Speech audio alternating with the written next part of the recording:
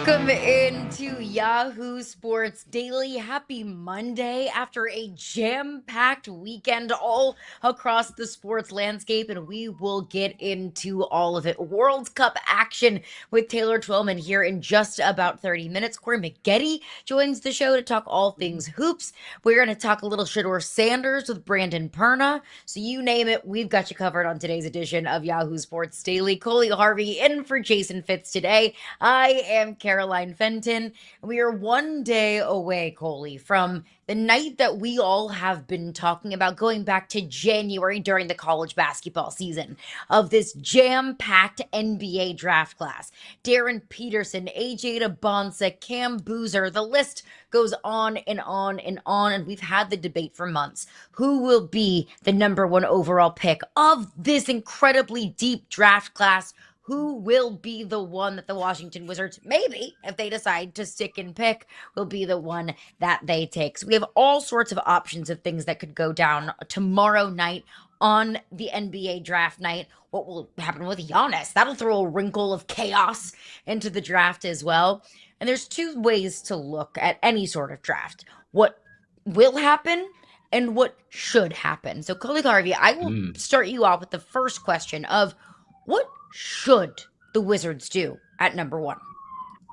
Well, the Wizards should do the smart thing, and that's take the player that is the best available on the board. And it's clear at this point, this is going back all the way through the middle of the college season, even near the beginning of the college season. You had a lot of people saying that AJ Dybantsa was the best player in all of college basketball. And if that's the case, you take the best player available. You take the best player available who fits your needs as well. And it seems clear that the Wizards right now, they're in need of just about anything and everything. And certainly Dybantsa will fit the bill as a scorer, as a distributor, as a scorer who can take the ball from a guy like Trae Young, who we know is going to end up sticking around DC after all. I think that it's going to come down to him. You're also talking about a player who has the confidence that he is the best player in all of college basketball this past season. And because of that confidence, he and his dad feel like he's going to prove it on Tuesday night and go number one overall. That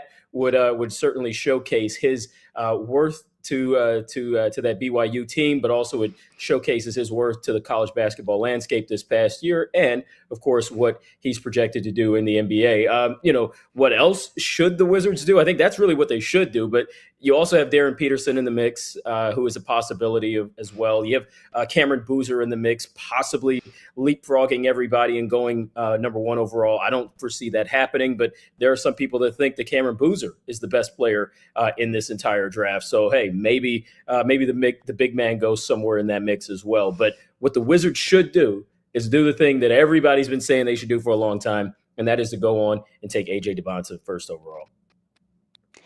I'm with you. What they should do, I believe, is to draft AJ Dybantsa. Now, what they could do, there's several different things. Darren Peterson, AJ Dybantsa, Cam Boozer, or even trade back.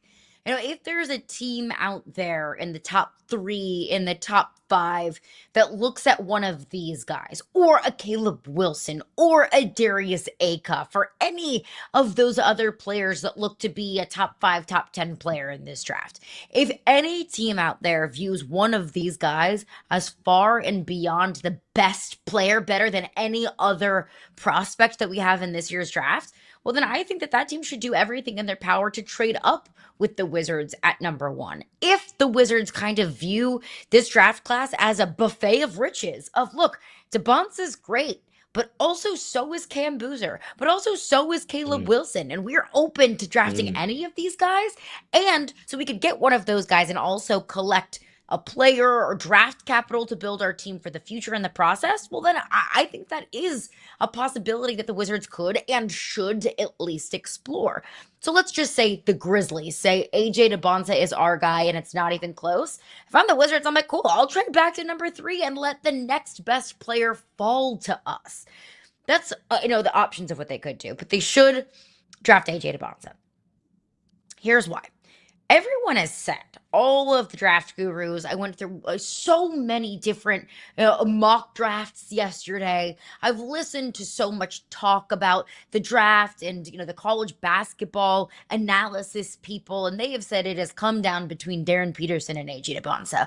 Whether that is true or not, because we know sometimes draft time fodder is totally and completely off. Like it's smokescreen season, it's lying season, and any draft season. So maybe that's off, but Hmm. let's just live in a world where that is the case. Let's live in a world where it is AJ Dybantsa or Darren Peterson.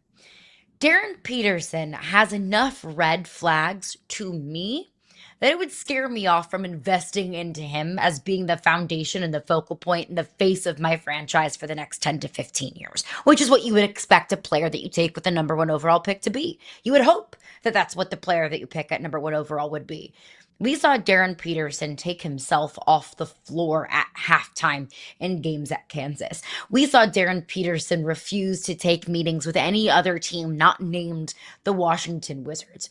We have heard reports from people, from coaches that have game planned against Darren Peterson, or people that have very, very strong connections in and outside of the Kansas basketball program and all around college basketball. And a lot of them have said that they question Darren Peterson's love and commitment to the game of basketball. And the Wizards are now in a position where the number one overall pick, or whoever gets drafted to the Wizards, is probably going to be in for a couple of turbulent years for a team that hasn't done a lot of winning over the last several years. So I want a guy that's willing to do whatever it takes to win. I want a guy that likes the pressure. I want a guy like a Jalen Brunson, who, when it's the most pressure is on you, he comes alive. I don't know if Darren Peterson is that guy, and from all reports, it seems like he is not. So, of all the things that the Wizards could do, I'm with you, Coley. I think they should draft AJ Dybantsa. But you bring up a great point in Cam Boozer. We've heard it's Darren Peterson or AJ Dybantsa. Why are we not talking more about Cam Boozer as the number one Yeah. overall pick here? Well, I think the main reason is because it seems as if he's just been basically cast off as, oh, okay, this is going to be a guard heavy first two picks.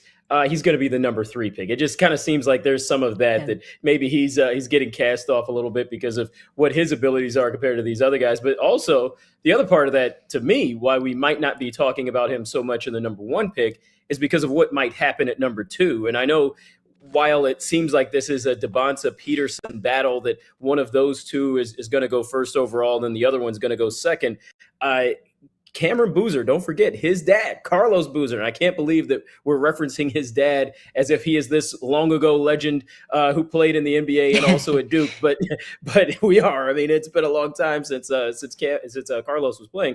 But Carlos Boozer is a scout for the Utah Jazz. He also played for the Jazz during his career. And I think because of that reason, a lot of people are saying, hey, this number two overall pick that Utah has, most likely, maybe they go with Cameron Boozer. They select somebody that they feel comfortable with, that obviously they're going to have an easy scout from. Who better to scout that pick than the guy that's watched him for the last 20 years or so, and his dad. So I think that's some of the reason why we're not really hearing Boozer in that number one overall realm. But to your point, there are some analysts and draft experts and basketball experts who do feel like he is actually the most complete player in this draft. And to the point that you were just making about Peterson and Washington, certainly Washington's going to be a franchise where you need a player who's going to come in and be able to understand what it is to grab the limelight right away, to be an impact player right away. Because even though this is still a team that feels like it's a couple of years away from possibly doing something when it comes to being in the playoff picture,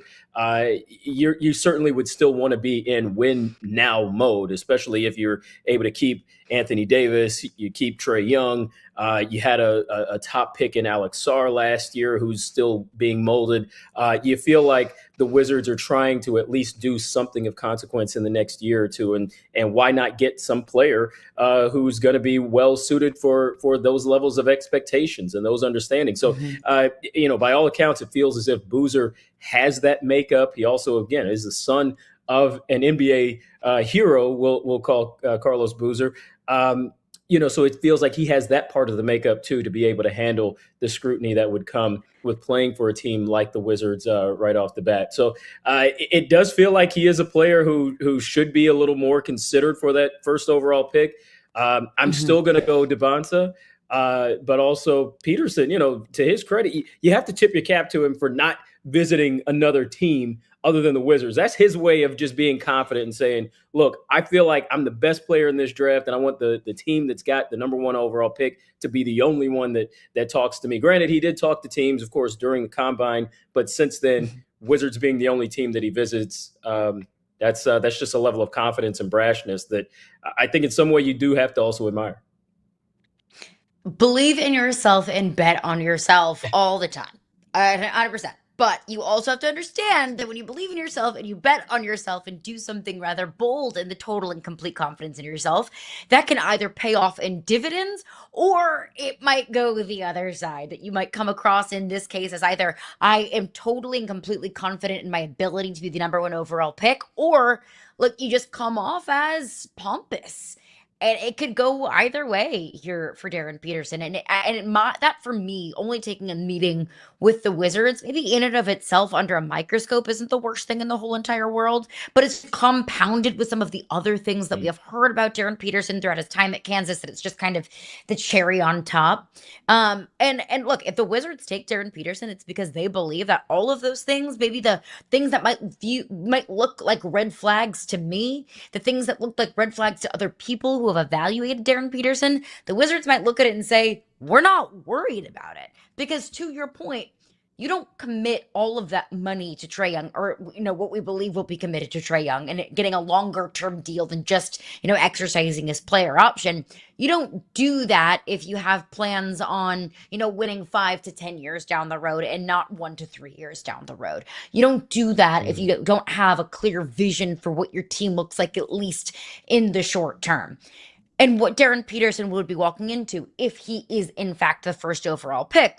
If Trae Young is in the building, you're not asking him to be, the number one guy. You're not asking him to put the weight of the franchise on his shoulders, because you have a guy that's been around and seen a lot of and played a lot of basketball that can kind of carry that load a little bit. So at least if you're drafting in the top three, if you're the Wizards, if you're the Grizzlies, so on and so forth, you're getting a great player. At least, that's how we've viewed the evaluation of these players. But Coley, there is one hitch that can be thrown into all of this, and that is Giannis.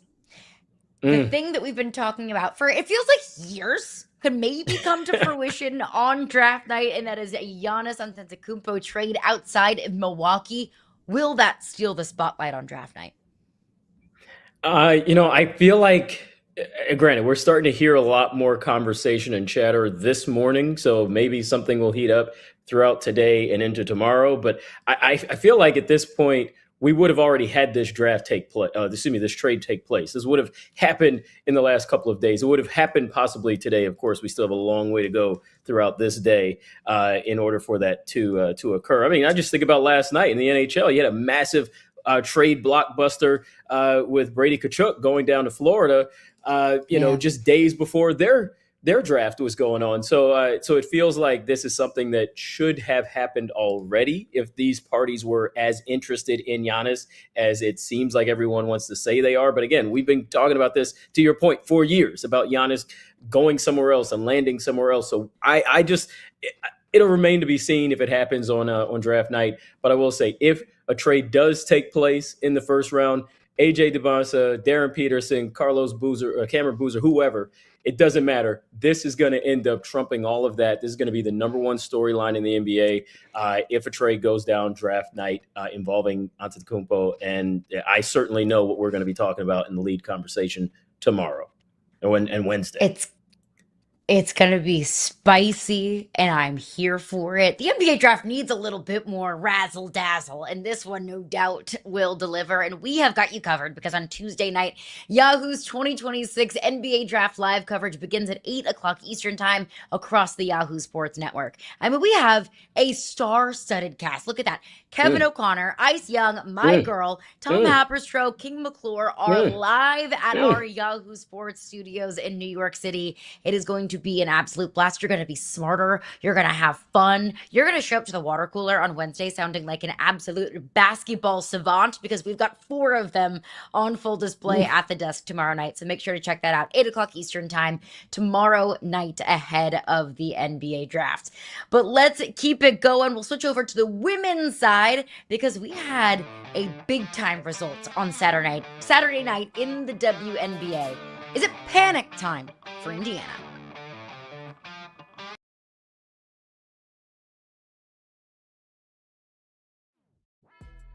Why is it still difficult for the U.S., especially the U.S. men's national team, to sort of be this bigger power? I think there's two things. One, you can't price out the working class from games, and it covers every culture, every demographic. Also, you have to inspire, right? You need a product on the field that makes people want to go spend that money to watch you play, right? And so I think that's the two things that you're kind of dancing with. Possibly for one of those RPO type plays where you put it in Tomas's gut, but you see the sticky coverage on the outside, trying not to allow for easy completions. From the 16, they send the blitz. He lofts it, corner of the end zone. What a catch against the wall. Quentin Randolph. Problem was, this is good coverage. You just got to continue to run. Right there, you see Paige kind of give up on it. Mike Leach revolutionizes offense in the SEC with the air raid. Bob Stoops gets the Oklahoma job. He calls the guy whose offense drove him the craziest, who makes Mike Leach's offensive coordinator at Oklahoma. That works really well. Texas Tech hires Mike Leach. That changed high school football in the state of Texas. Meanwhile, you had players from Texas Tech going into the NFL saying, hey, here's what we did. He changed football at every level. 1:18 to play, third quarter, pumps once, Delora rolls. Delora calling out for his receivers, back across the field, wide open, McKee, inside the 10, Seneca McKee, angles for the end zone, touchdown, Nighthawks. But he keeps the play alive and just finds the backside. McKee with the great finish. Phenomenal job right there by Delora. Angel Reese recorded her 1,000th career rebound today in her 79th career game, 10 games faster than anybody else in WNBA history. She also did not allow a field goal as the primary defender after the first quarter, went 0 for 8 in that span. Angel Reese has just absolutely come alive since being traded to the Atlanta Dream this past offseason, Coley Harvey. And now the Dream are coming off of back-to-back wins over the Indiana Fever. It was a massive stretch for Angel Reese. They knock off the Fever on Thursday and Saturday. There's 2 sides of this here, I think. There's the Dream side and there's the Fever side. And of course, when those 2 are on the court, Angel and Caitlin, 2 players whose kind of rivalries and stories go back to their times at LSU and Iowa, respectively, in a championship game. They were drafted in the same draft. It feels like these 2, whether we agree with it or not, whether you like it or not, whether it's even true or not, these 2 always kind of seem to be compared and attached at the hip. I want to look at the Atlanta side first. Are they legitimate title contenders in your eyes, Coley? Oh, absolutely. Yes, yes, yes, yes. This is an Atlanta squad that that very well could bring another sports championship to my hometown, to my city. As the guy who is the resident Atlanta talker on this show, I got to say that I am so beside myself at how good the Dream look right now and the role that Angel Reese is playing in that. I mean, the fact that she's already at 1,000 rebounds in her career just started. I mean, this is certainly unreal, especially when you see those numbers right there on the screen. I think about Saturday's game against the Fever, and you had kind of a who's who of Atlanta celebrities and Southern sports celebrities there. You had Dominique Wilkins in the building. You had CJ McCollum from the Hawks in the building. You had Atlanta Mayor Andre Dickens in the building. You also had Dawn Staley, the coach of course, of South Carolina's women's basketball team. So you just had all these people who wanted to be part of this, and that's what it feels like in the city right now. I'm actually heading down to Atlanta in a couple of days. I'm excited to feel what the atmosphere is, not just for the World Cup, but also for what's going on with the WNBA. It just seems as if the city, at least from afar, from my perspective, has really latched onto this team. It's latched onto Angel Reese. It's latched onto what it believes can be a team that competes down the line. And of course, as you mentioned, the 2 wins against the Fever just this past weekend, that's huge. That goes a long way to proving that there is something that's really been built in Atlanta. Of course, the Dream also going to the playoffs last year and really laying the groundwork for what feels like a nice run for the next 2 or 3 seasons, perhaps, maybe even longer than that. We'll see. But yeah, I'm excited. I know Atlanta's excited. I think the one test that the Dream have not quite passed just yet, and they've only had one chance at that test, and that's the New York Liberty. They lost to Liberty a couple of weeks ago. They won't see the Liberty again until the very end of the season where they match up with Liberty 2 times in a row. Those are going to be crucial games as we go into the playoff picture. And then, of course, the way that it's shaking out right now, the Dream, although they are record-wise the best team in the East, it looks like those 2 teams, the Dream and the Liberty, would meet at some point in the postseason. And if they can pass that test, then I say yes, yes, yes, even more so yes. This is a legitimate title contender. It does feel like Atlanta news just organically finds itself into the show whenever Coley Harvey is in for Jason Fitz. And that is just the good vibes that you attract for your hometown, Coley. Because I'm with you 100%. The Dream are title contenders. And it felt like they were title contenders last year. And then they make the splashy blockbuster move to acquire Angel Reese. And that was the vision, was we felt like we were close last year. We were just maybe a couple of players away or one elite rebounder away from really breaking through. And you're seeing it now. That move is paying dividends. They're top 3 in the league in defensive efficiency. And if you look at the defensive efficiency rankings in the WNBA, there's a direct correlation of the WNBA rankings. Of the top teams in the league are the top defensive teams in the league. And the Dream were a good defensive team that only got better with the acquisition of Angel Reese. They have a top 5 offensive rating as well. So you check those 2 big boxes. Alicia Gray and Ryan Howard, they're both playing at an all-star level. Angel Reese is good for a double-double on any given night. They have 5 players that are averaging double-digit points on any given night. So you have the offensive production. You have the defensive soundness on that team. You have your superstar go-to players that you can rely on in any single game. And I also think, last year I mentioned that they felt like title contenders. They got bounced in the first round of the playoffs by an Indiana team that was riddled with injury. Famously, no Caitlin Clark, no Sophie Cunningham, no Aria McDonald, no Sydney Colson. The list goes on and on and on and on. So the Indiana Fever had their miraculous run in the postseason.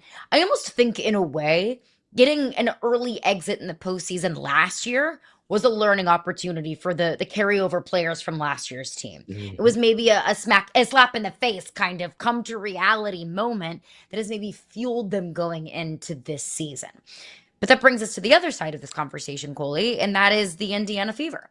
Fever fans, if you just look at the tweet that the Fever put out of the final score graphic from Saturday night's game, look at the replies, and you will get a nice temperature on how maybe the vocal minority or vocal majority, whatever it is, of Indiana Fever fans feel about their head coach and Stephanie White. Important to point out, Indiana is above 500. They're sitting at 9-7. If the season ended today, the Fever would be a playoff team. But they're coming off of 2 consecutive losses to the Atlanta Dream. That the Fever are one of the worst defensive teams in the WNBA. So Indiana Fever fans are calling for Stephanie White's job. But do we think that's fair? Is Stephanie White's seat hot? And should it be hot? I'll say this. I don't think that we're going to see, say, a mid-season firing of Stephanie White. I actually don't even really see us seeing a firing in the offseason as well. And I think that's because the front office, at least, the people within the building for the Fever, seem to very much trust their coach, seem very much to believe in their coach. And again, this is a team that went to the playoffs last year, made it all the way to the semis, as you mentioned, went on that miraculous run, had to start that run without a lot of the key pieces and players that they currently have. But that is the problem right now. You're a much healthier squad. The expectations, especially because of that playoff run last year, are sky high.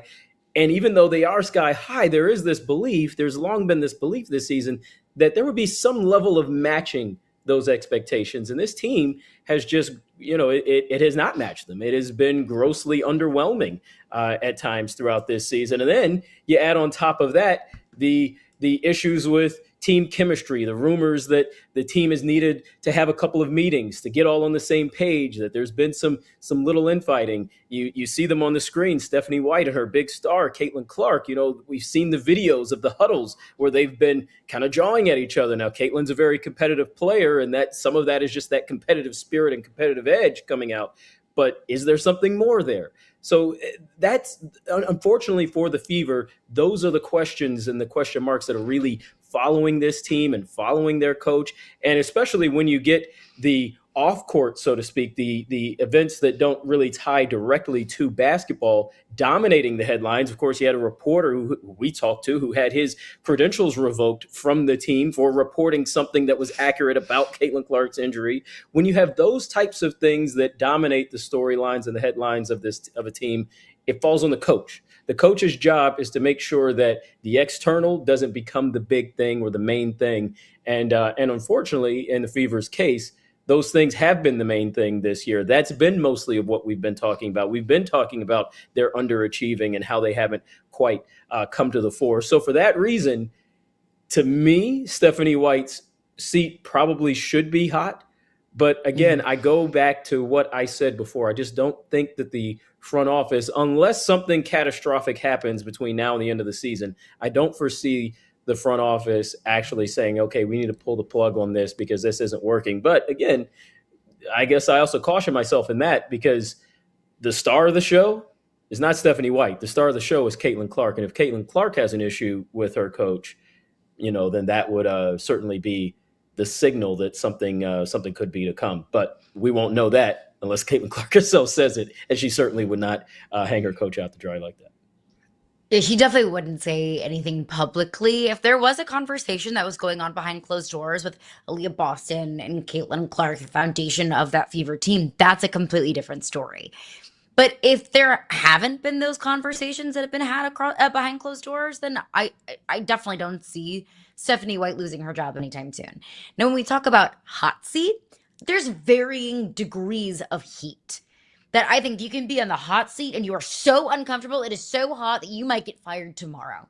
And you might be on the hot seat to the point where you just need to prove more, that your team needs to show more. It's not as hot as a coach that could lose their job tomorrow, but there's still pressure. There's still eyeballs on you and your team to deliver. I think that's where Stephanie White is right now. Because you don't go to the WNBA semifinals as banged up as the Fever were last year and then turn around and fire your coach less than halfway into the next season, especially when your team is still in playoff position. Does it look as good as we thought it would? No, it doesn't. Especially, this team had legitimate championship ceiling, a legitimate championship expectation. And right now, there's probably 4 or 5 teams that I would take over the Fever if I had to bet on a team to win the WNBA finals tomorrow. It's not where this team wants to be. It's not where this team expected to be. But they're still, like I said, they're still 9-7. They still came into this 2-game losing streak on a 4 or 5 game winning streak. But I think the biggest indictment on Stephanie White is that she is known for her defensive coaching. She is known for her defensive prowess. She's a defensive mastermind. This Fever team's defense is the reason why their record doesn't look as favorable as we expected it to. They gave up almost 60 points to Atlanta in the second half after they were really kind of dominating in the first quarter. It's the fact that they turned the ball over 19 times to the Dreams, just 9 on Saturday night. It's the fact that they can't hold on to these leads and they're consistently giving up more than 100 points, which in the WNBA is staggering compared to the NBA. Like you see like north of 100 points all the time. The WNBA, if you're new to the sport, that's not very common. And we're seeing the Fever consistently give up more than 100 points. For a defensive head coach, you should not be doing that. And it's not to me, Coley, about the interactions that she has with Caitlin Clark on the sidelines. I have no problem with coaches and players that are competitive, showing that competitive fire. To me, it's the defense. If the Fever can't figure out their defense, then they will absolutely not be winning a championship this year. And it's that, for that reason, that Stephanie White has a lot of pressure on her. Maybe some not great vibes in Indiana, but great vibes for the USMNT. 2 games in, 2 wins in after taking down the Aussies last Friday. But is that enough to catapult them to, dare I say, World Cup championship? We'll talk to Taylor Twellman about it coming up next here on Yahoo Sports Daily.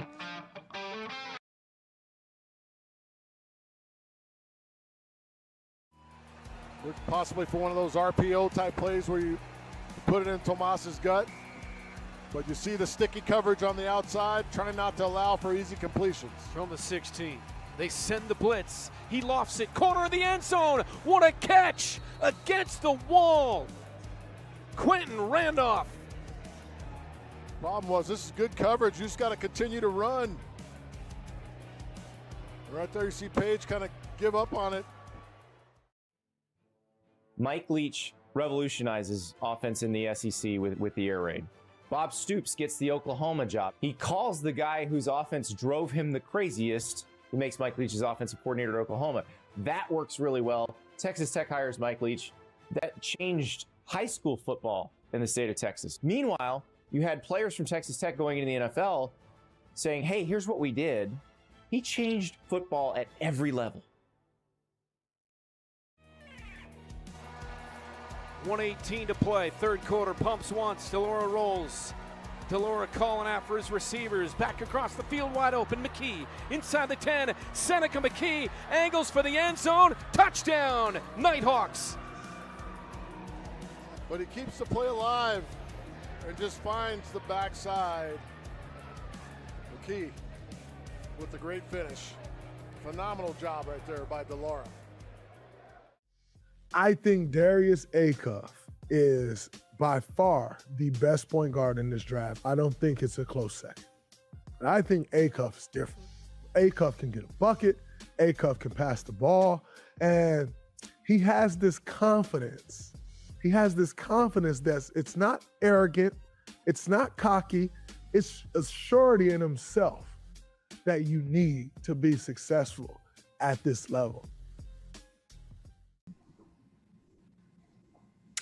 The U.S. will need to play the greatest game they've ever played 3 times in a row. 4 games in a row. It is literally impossible for the U.S. to win the World Cup. That is what Tim Howard had to say about this year's USMNT.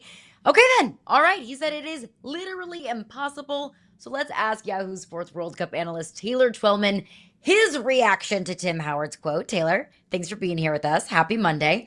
What is your reaction to that? Do you agree? Do you disagree? It's impossible for the USMNT to win the World Cup? Well, I understand where Tim's coming from. Obviously, the United States, in order to win the World Cup, they would have to be damn near perfect, right? And so that's what he's getting at. He knows better than anyone else that anything is possible.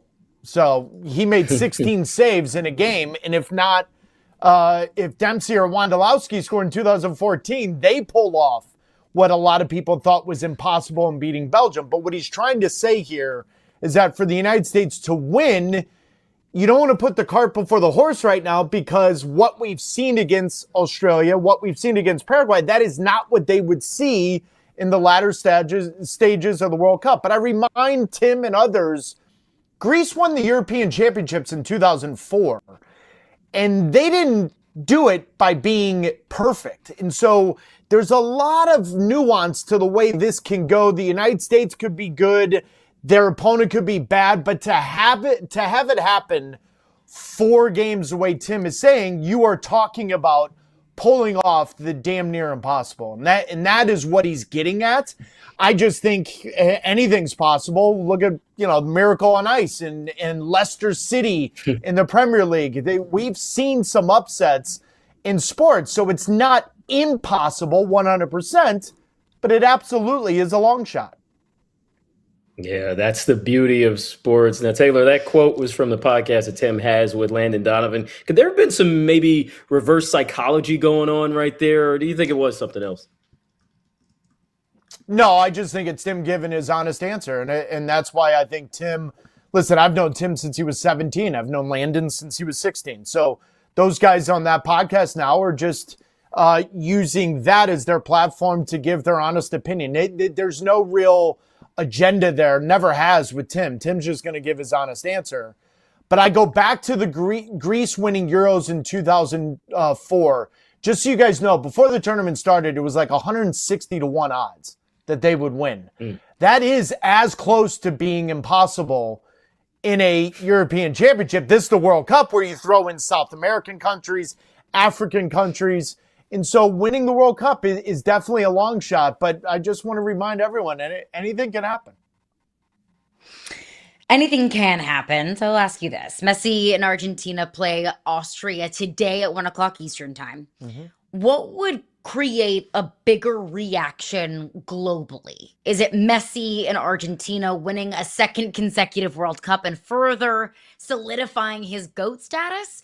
Or would it be the USMNT winning their first World Cup? U.S. winning the first World Cup, it's not even debatable. Because if you look at the greatest upsets in sports history since the 1900s, that would be in the top 3.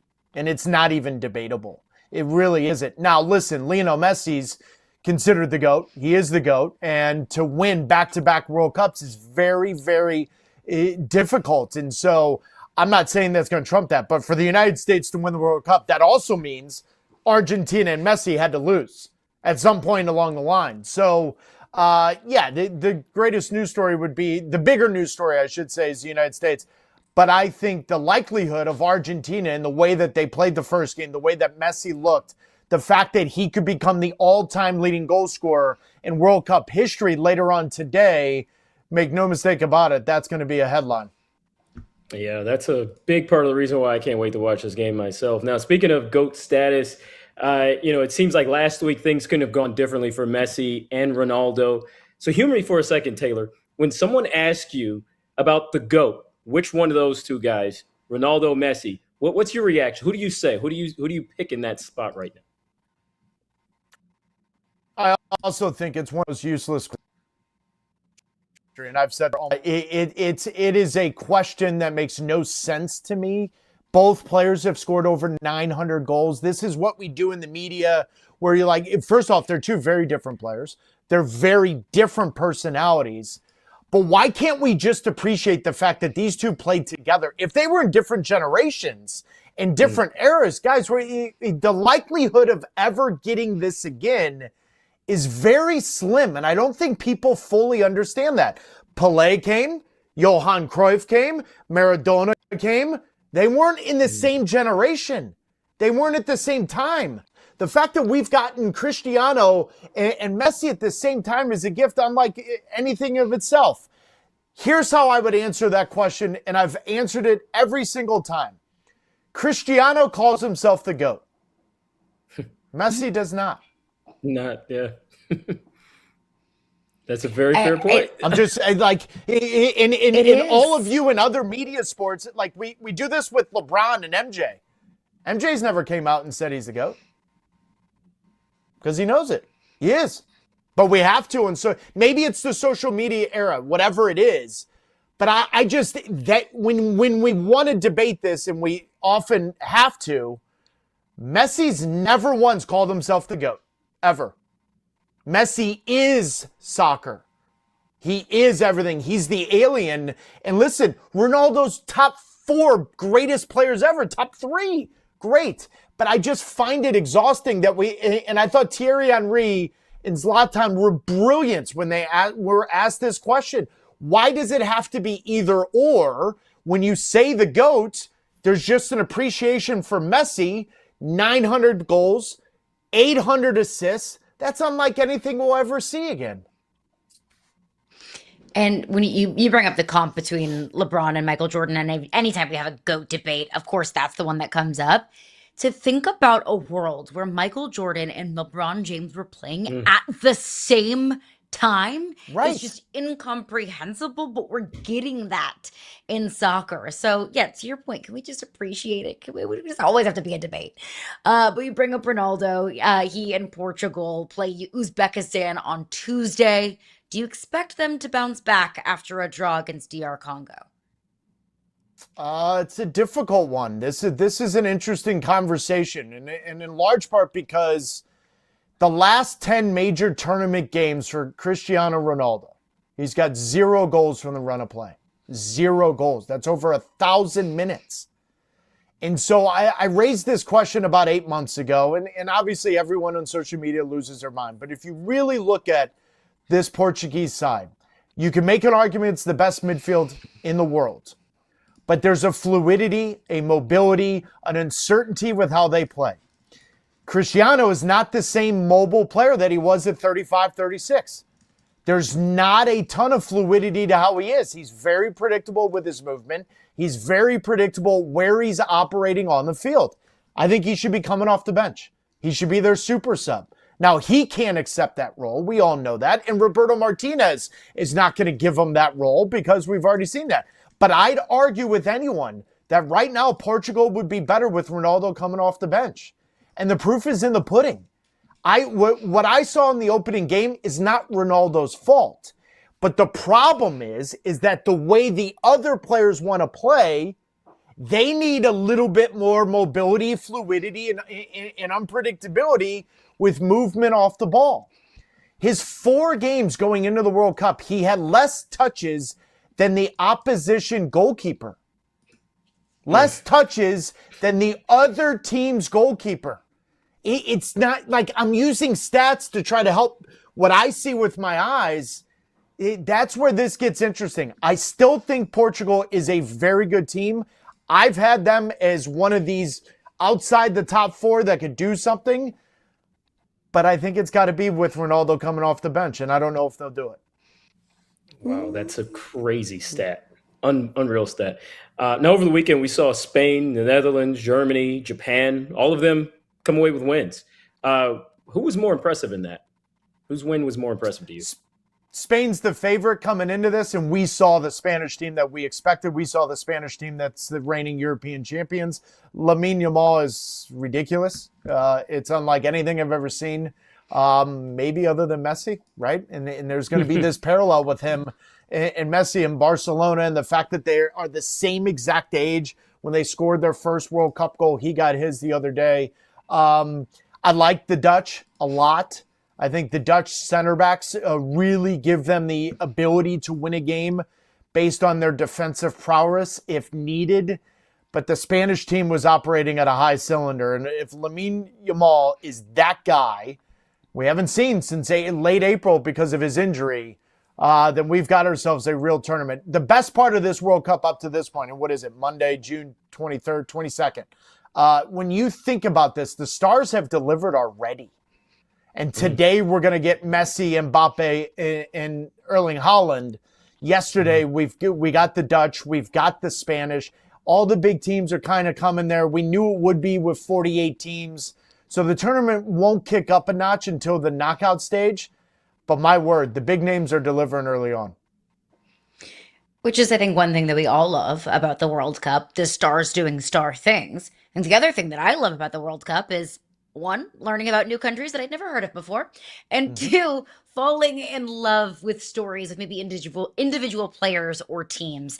And Cape Verde checks both of those boxes because here they are yet again, another draw, 2-2 against Uruguay. They now control their own destiny.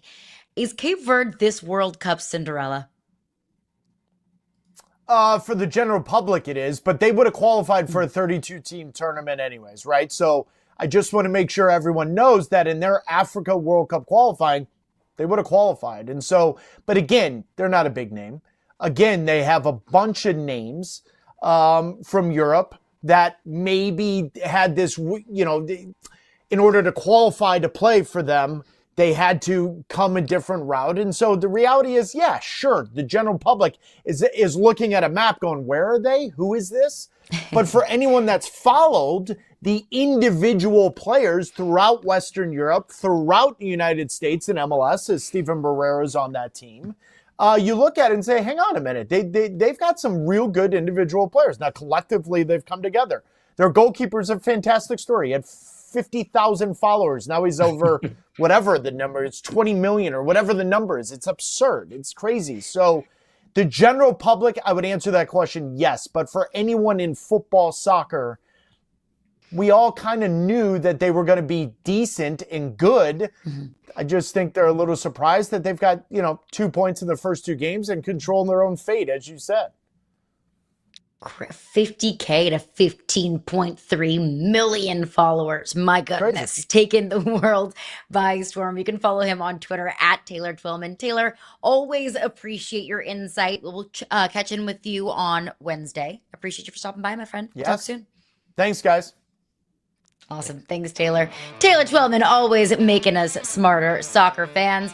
But coming up next, 2016 Cavs or 2026 Knicks? We heard J.R. Smith's thoughts.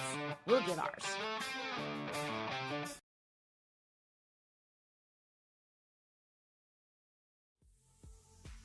There was a big bright light shining on the hall, and I saw these 2 figures, and they were coming. I couldn't see who they were. It was just like dark, shadowy figures. And then we walked past them. I was just talking to Jeff, and they were talking about before we started signing about how it goes.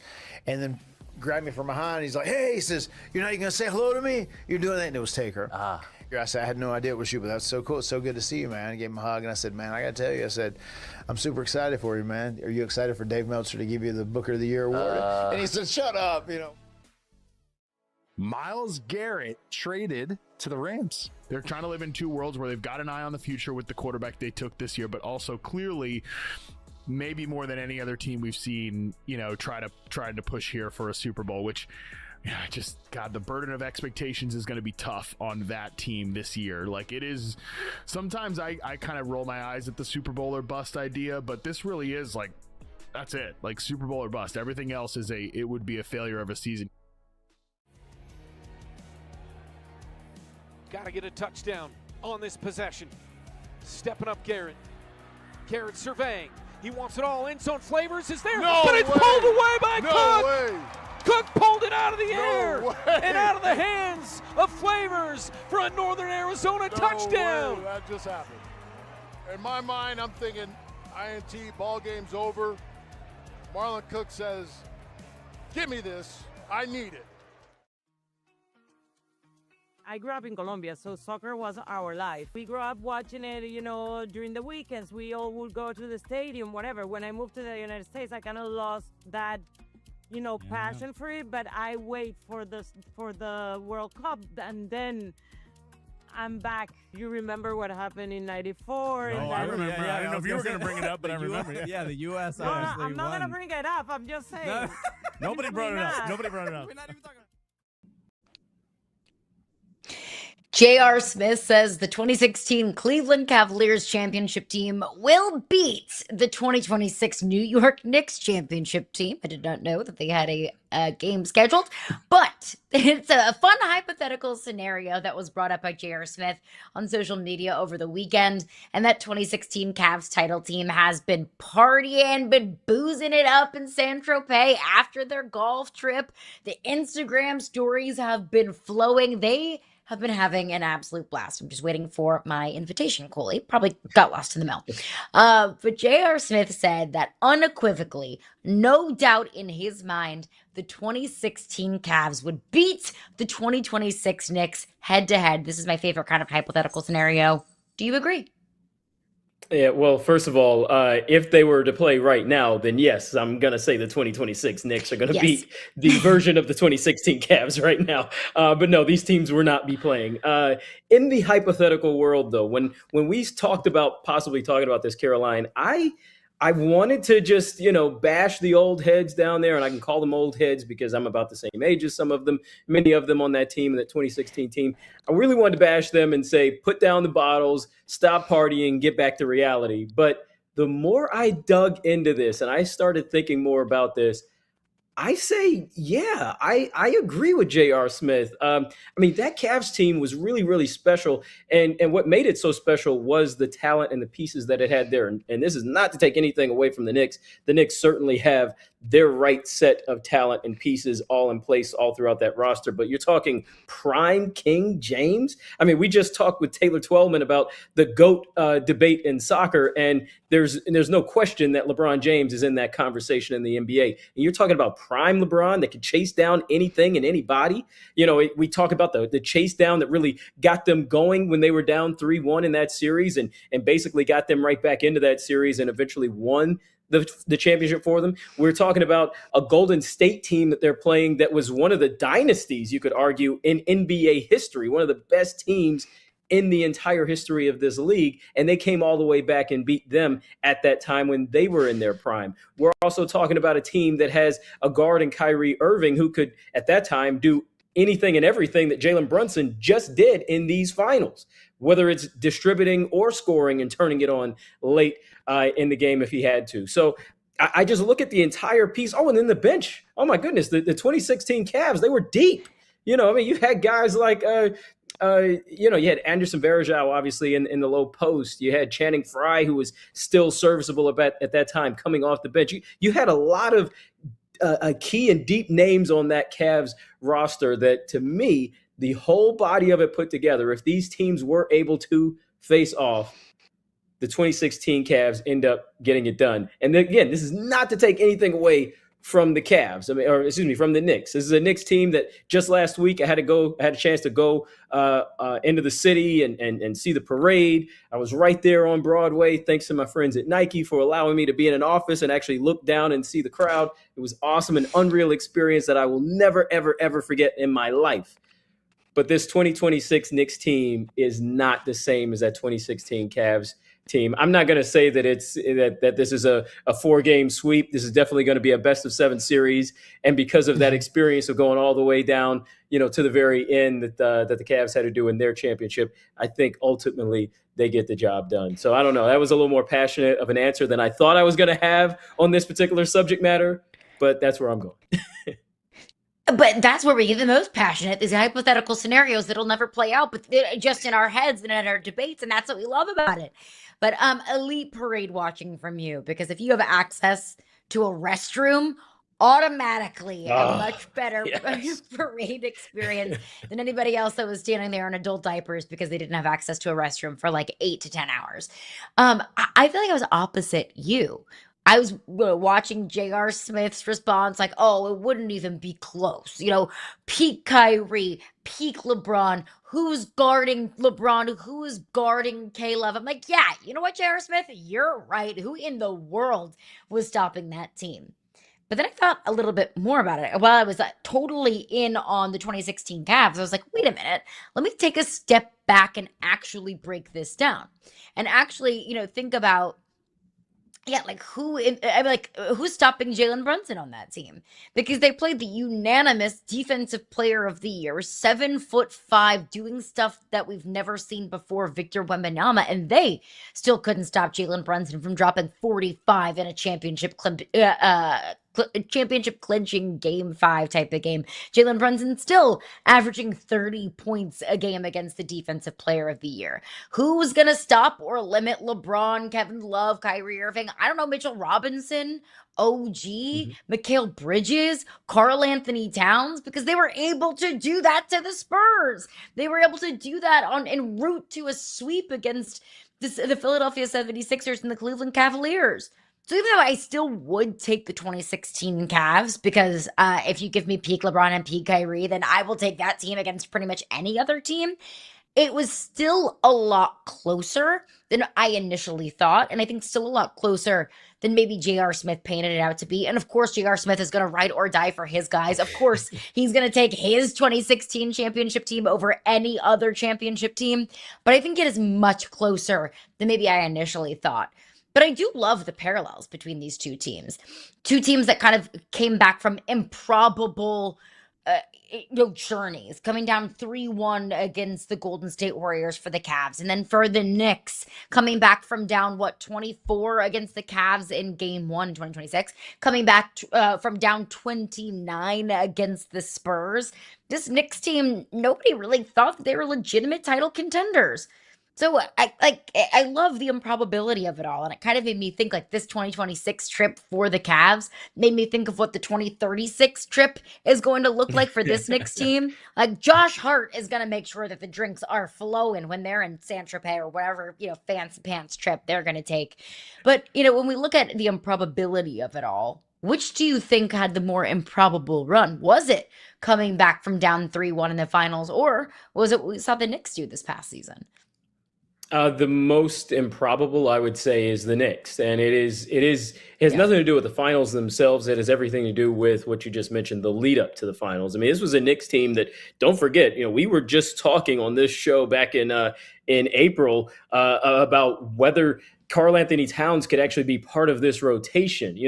What this team actually could do to try to get the ball into his hands, because the rotations just were not working. There were all kinds of issues with the Knicks, and specifically with fitting Karl Anthony Towns into the mix. And so it didn't look like this team was going to be a championship team. It certainly looked like a team that could maybe get out of the first round, maybe even slide out of the second round, but wasn't going to really do much else beyond that. And then all of a sudden, they got punched in the mouth by the Hawks at home in that opening round. And it was like that light switch just went off. They said, no, we're not going to take this. And something changed in this Knicks team.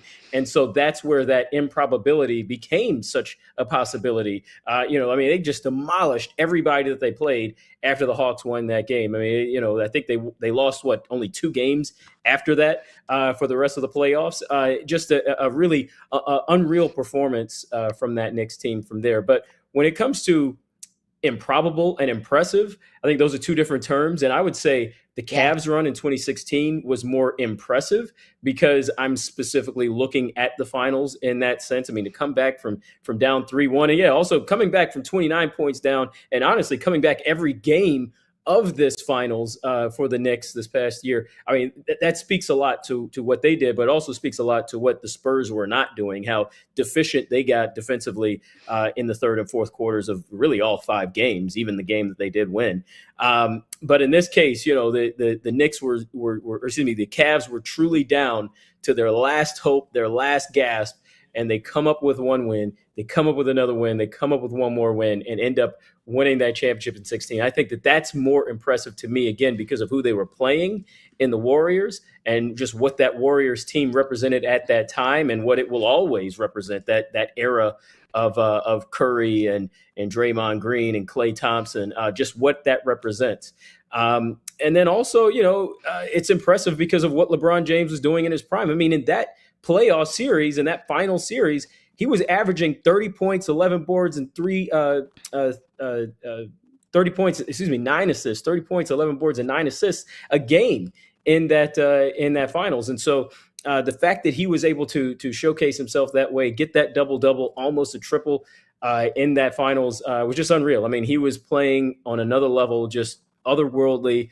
Every adjective that we've used to describe LeBron James came through in that playoffs. And so to me, the most impressive of these 2 runs is that run in the finals, because of what the Cavs were able to do coming back from 3-1.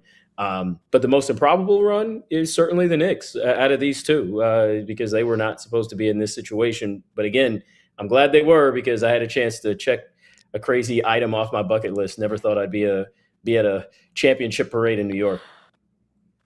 And more impressive, I do have to agree with you that it would be the Cavs, because they did it against a team that had just won a championship, and a team that was so good that they went on to win the next 2 championships.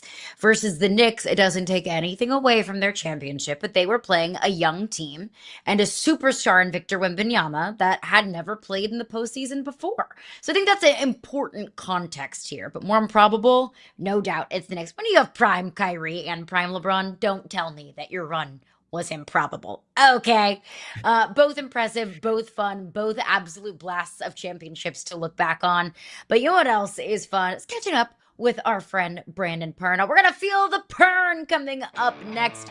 Could the Browns be in a position where they actually move on from SHEDEUR Sanders? We'll break that down coming up next.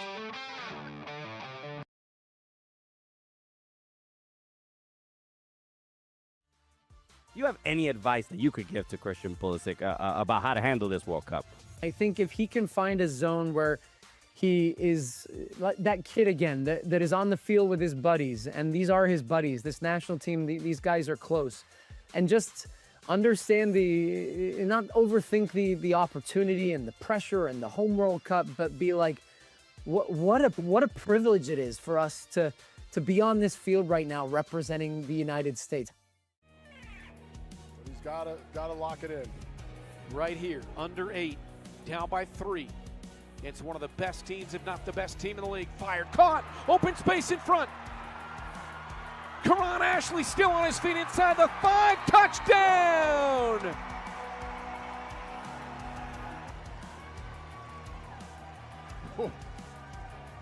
This is again why we love the indoor football league. I'll take it as a miss because it didn't work. But I still think this guy has the potential to become a star in this league. I was super on the train of draft Jonathan Kuminga. And so I'd have to say that that's my miss, but not miss from the standpoint of Killian Hayes type of miss. Miss from the standpoint of ultimately it didn't work. And now he's trying to and will figure it out, I think, in Atlanta. We'll see how things go. And this is the kickoff here by Kevin Macias, who was a Sugar Skull until 2 weeks ago. And the return up to the races, Aaron Jackson. Touchdown, Sugar Skulls returning the opening kickoff. This is outstanding. And you know what's funny? So I was downstairs, and Mr. Jackson came up to me. He was like, hey, man, I appreciate you saying good things about me. I was like, look, if you make plays, I'm going to say good things. So if you want me to keep saying great things about you, keep making plays. Jeremy Fowler raised a concern about SHEDEUR Sanders' long-term role if he doesn't win the starting job in Cleveland, noting that his status as a young developmental quarterback could still leave questions about whether he's the right fit as a backup. That there from BrownsNation.com. And friend of the show, Brandon Perna, usually stops by to talk Broncos, but as a Buffs fan, he had a front row seat to all things SHEDEUR Sanders and his time at Colorado. And he has some opinions and some takes, as he always brings the heat here on this show. Are we living in a world, Perna, where SHEDEUR Sanders could be traded this summer? I mean, anything's possible in the NFL. I didn't think Myles Garrett was going to be traded. So once the Browns traded Myles Garrett, sure, they could trade SHEDEUR. Would I trade SHEDEUR Sanders if I'm Cleveland? Just based on the money he's bringing in on merch and jersey sales alone, no. As somebody who watched him at CU and thought unbiasedly, like he's got some of the tools to be an NFL quarterback, I think you have to see what you have with SHEDEUR. Is he going to beat out Deshaun Watson in an open quarterback competition? Probably. Has anybody watched Deshaun Watson the last few years? He was terrible and he was injured, and that's not even to mention, I don't know, the dozens and dozens of other reasons to root against Deshaun. So I would keep SHEDEUR in Cleveland. And I think Monken's a good fit to develop him. And I think that's been the biggest problem so far. He's never had a good coach. If you recall, Pat Shurmur was his offensive coordinator at CU. And I had a bit when Shurmur was with Denver begging the governor of Colorado to put Pat Shurmur in jail because I thought he was one of the worst offensive coordinators I've ever watched. And that's the guy who developed him the last 2 years at CU. So I don't think he's ever had a good coach either. Okay, I'm done. Oh, Brandon, if we're going to also imagine a world, let's imagine a world where Sean Payton says, you know what, there you go, if in a world, if SHEDEUR Sanders is available as a backup, you got Jarrett Stidham, of course, there as well. But in this world, Sean Payton says, I like SHEDEUR Sanders as a backup. I'm going to take him over Stidham as Bo Nix's number 2. Well, how do you think the Broncos fans would react to that? Yeah, I think that's a trick question. I don't think Sean Payton would ever say that. I don't think Sean Payton would be a good coach for SHEDEUR. But if Sean Payton was all in on him, I'd trust it at this point. I'll give Sean Payton whatever he wants after saving my team. He pulled us out of the depths of hell, so I'm on Sean's train, and I will go wherever he takes us. And the fact that he's letting Davis Webb call plays this year, I think Davis Webb might be a good fit for SHEDEUR. I don't know if Sean would. I think Sean likes his quarterbacks to be ahead of schedule on their reads and their processing of defenses. I think that was a big reason it didn't work with Russ. And I think SHEDEUR is slow in those areas of his game. He's got some of those explosive plays, which he did, I think, better than any Browns QB last year. But in terms of like processing and getting through your reads and picking apart a defense and making those quick on schedule throws, that's where SHEDEUR has to get better. And I don't think Sean at this point in his life has the patience for that. Perna, did you know that Davis Webb's nickname is Dragon? Yeah, I saw that. And then... Isn't that awesome? I mean, I don't know how you get a nickname like that. I've been trying my whole life, and nobody's ever called me Dragon. But yeah, I have confidence in a man with the nickname Dragon. If you can get play calling duties from Sean Payton and have the nickname Dragon in the process, who's to say he can't like run for office? Who's to say that Davis Webb can't do like literally anything in the entire world, because he's checked 2 pretty important boxes. But you say that you don't think that Sean Payton would be a great coach for SHEDEUR Sanders, and I think that's a totally fair thought. He needs a nurturer. Who would that be in your mind, other than his dad? Yeah, I think his dad's gotten in the way of some of his development. Who would be a good coach for SHEDEUR? I mean, if you're talking offensive play caller, right now I'm torn because I love Mike McDaniel and I think he's going to do a great job with Justin Herbert. But when Mike McDaniel went to Miami and he talked about how, you know, he believed in Tua and he was going to do everything he can to help Tua, I think a guy like that, I think Sean McVay makes sense for anybody, right? Everybody's like, yeah, just go play with Sean McVay. I like Kyle Shanahan's system. I don't think Kyle Shanahan is the right coach for SHEDEUR either, but I'm gonna say I think it's Todd Monken. I think if you remove Watson from the equation and you just let SHEDEUR play this year, and I'm not even sold that he's going to be like a viable starting quarterback at this point. I think he's got some of the tools there. I watched it at CU. He's got the arm talent. I think Todd's a good fit, and I think he has the personality to gel with SHEDEUR. I think SHEDEUR is a little easier to get along with than, you know, he gets credit for. And Monken specifically likes to utilize athleticism at the position. I think he'll maximize that with SHEDEUR. Although I'm always perplexed at SHEDEUR being slower than he should be. When you're Deion Sanders' son, I always assume he's going to be super quick. But I think he thinks he's a little faster than he is at times, and that gets him in trouble. Yeah, well, of course, we're talking hypothetical trades all, you know, as much as we want. But he is the quarterback, a quarterback in Cleveland. And when he's competing for that QB1 spot, of course, he's competing against Deshaun Watson, and you don't like Deshaun Watson. You don't think Deshaun Watson is going to fit because we haven't really seen him in the mix the last couple of years. But why else do you think that SHEDEUR should be the starter for the Browns this year? I think he's currently better than Deshaun. I think last year when you looked at, you had a sample size of Joe Flacco, you had Dylan Gabriel, and SHEDEUR Sanders. And I did a video about those 3 quarterbacks, and I was trying to answer the question, you know, like, how bad was SHEDEUR really? And I think Joe Flacco's the example there, because he was equally as bad as Joe Flacco in Flacco's first 4 starts for Cleveland. And then Joe went to Cincinnati and was instantly better. And I think towards the end of the season, SHEDEUR started to build chemistry with the offensive skill players before Fannin got injured, before Judkins got injured.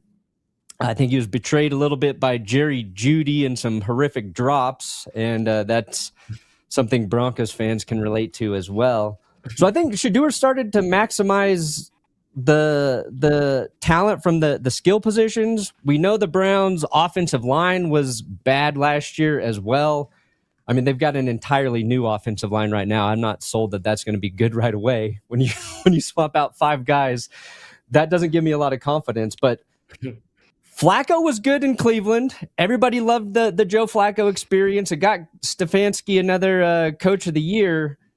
And SHEDEUR played as well as he did in that Browns situation. And I think when we're trying to evaluate a Browns quarterback, we forget that they have to overcome playing for the Browns. And that's really, it makes it hard to judge all of these quarterbacks. So it was pretty simple. I was like, he was maybe a little better than Joe Flacco, if not the same level of bad. And he got 3 wins. While Flacco and Gabriel, I think, each got 1 win when, they got their opportunities. I feel like the conversation around SHEDEUR has always and continues to lack nuance. Like, if you're a SHEDEUR fan, you think that if he doesn't succeed, it's everyone else's fault and everyone's out to get him. And if you don't like SHEDEUR, you think he's a bum, you think he's trash, you don't think he has a place in the NFL. I don't think either of those things are true. So from somebody who has watched a lot of SHEDEUR going back to his time at Colorado, if he succeeds, why? And if he doesn't, why? I mean, situation's so important for quarterbacks. I really think SHEDEUR just needs to be paired with the right coach. I'm kidding that Pat Shurmur should be in jail for the crimes he committed against the Denver Broncos, but I don't think he's a good play caller. I don't think he's a good developer of quarterback talent. And when you watched SHEDEUR at CU, I went in really not knowing much about him as a player. I was never a big Dion guy. He's one of the few people who have blocked me on Twitter, and I think is because I criticized his efforts at the NFL Network, but that's a different story. I wasn't sold that Dion could save like the Buffs program, but watching SHEDEUR and Travis Hunter and what they did for CU pretty quickly, watching that offense be exciting and fun, and just some of the throws that SHEDEUR was making, his first season there too, I was like, oh, he's got NFL arm talent. And I think it's about harnessing that. And I think you have to be super patient with him, because I don't think he was coached to attack defenses the way you need to do at an NFL level. And that can be said for a lot of, college quarterbacks right now. Is that best spot Cleveland? Probably not. I think he needs to it's that weird balance. He needs to start and get reps, but he probably needs to marinate and just absorb and be part of a system where he sees the success in front of him and he sees, I can execute here and I want to be here.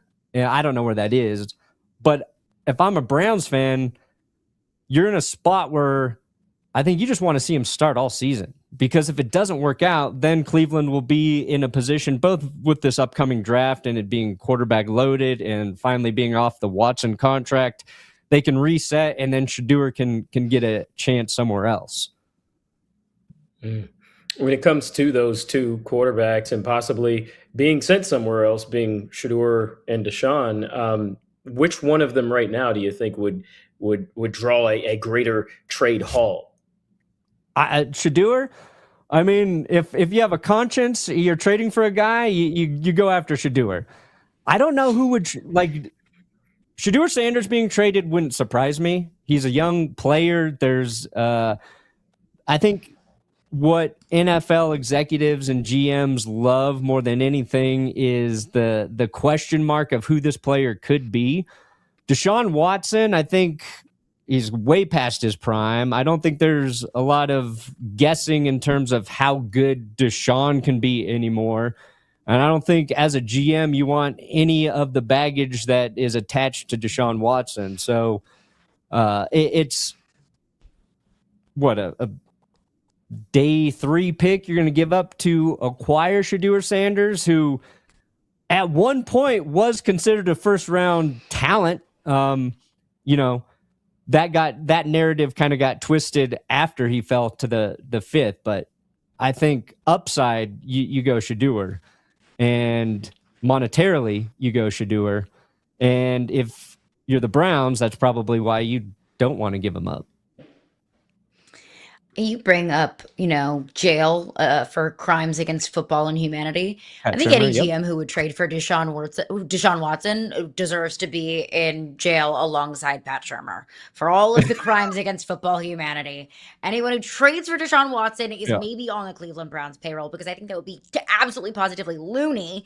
But if we're talking about the Colorado Buffs, also have to look at Travis Hunter. We bring up the Browns. They obviously were part of that trade where the Jags sent an absolute haul to the Browns in order to trade up to draft Travis Hunter. Now, obviously, his rookie season, he was sidelined due to the knee injury. But what do the Jags have to do to get the most out of Travis Hunter? Something that we saw in Colorado.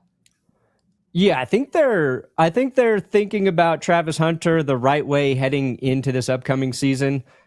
They're going to have him as corner, right? Like, he'll start as corner and they'll work him into some offensive plays. And I think they just kind of had it backwards last year. I think they traded up a lot for him. And Travis Hunter's insane.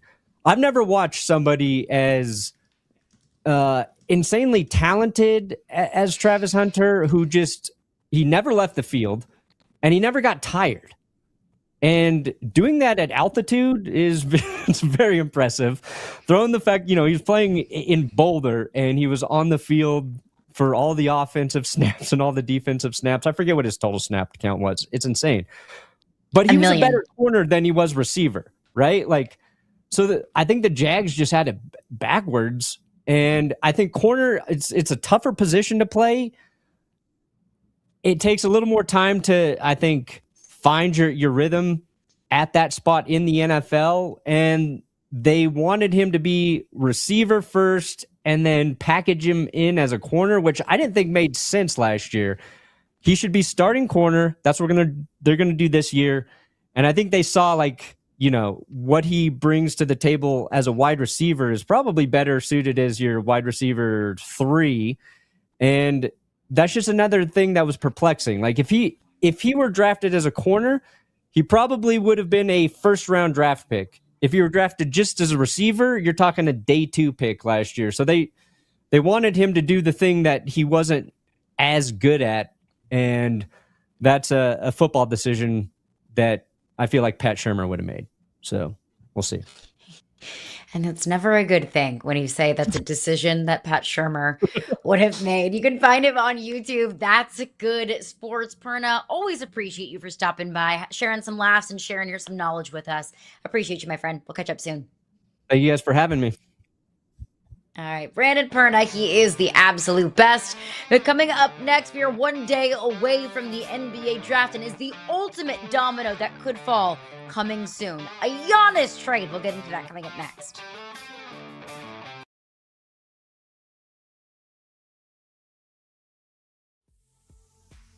There was a big bright light shining on the hall, and I saw these 2 figures, and they were coming. I couldn't see who they were. It was just like dark, shadowy figures. And then we walked past them, and I was just talking to Jeff, and they were talking about before we started signing about how it goes. And then grabbed me from behind. He's like, "Hey," he says, "you're not even gonna say hello to me? You're doing that?" And it was Taker. I said, "I had no idea it was you, but that's so cool. It's so good to see you, man." I gave him a hug, and I said, "Man, I gotta tell you," I said, "I'm super excited for you, man. Are you excited for Dave Meltzer to give you the Booker of the Year award?" And he said, "Shut up," Myles Garrett traded to the Rams. They're trying to live in 2 worlds where they've got an eye on the future with the quarterback they took this year, but also clearly, maybe more than any other team we've seen, trying to push here for a Super Bowl, which God, the burden of expectations is going to be tough on that team this year. Like, it is, sometimes I kind of roll my eyes at the Super Bowl or bust idea, but this really is like, that's it. Like, Super Bowl or bust. Everything else it would be a failure of a season. Got to get a touchdown. on this possession. Stepping up Garrett. Garrett surveying. He wants it all. End zone Flavors is there, No but it's way. pulled away by No Cook. way. Cook pulled it out of the No air way. and out of the hands of Flavors for a Northern Arizona touchdown. Way. That just happened. In my mind, I'm thinking INT, ball game's over. Marlon Cook says, give me this. I need it.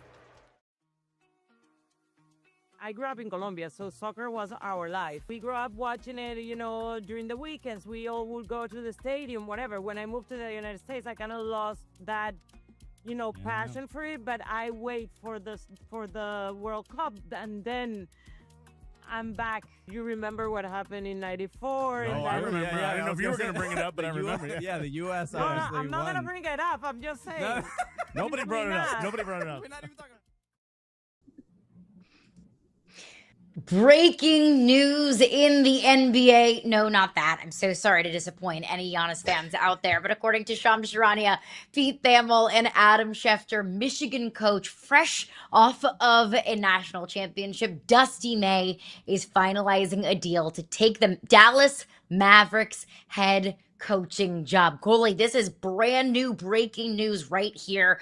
Dusty May just won a national championship at Michigan. Dusty May brought Florida Atlantic to the Final Four. Dusty May, one of the hottest names on the college basketball coaching market, is now taking his talents to the NBA. He'll be coaching Cooper Flag for the Dallas Mavericks. A huge swing from Masai Ujiri, one of his first big decisions in his role with the Dallas Mavericks. Your initial reaction to this?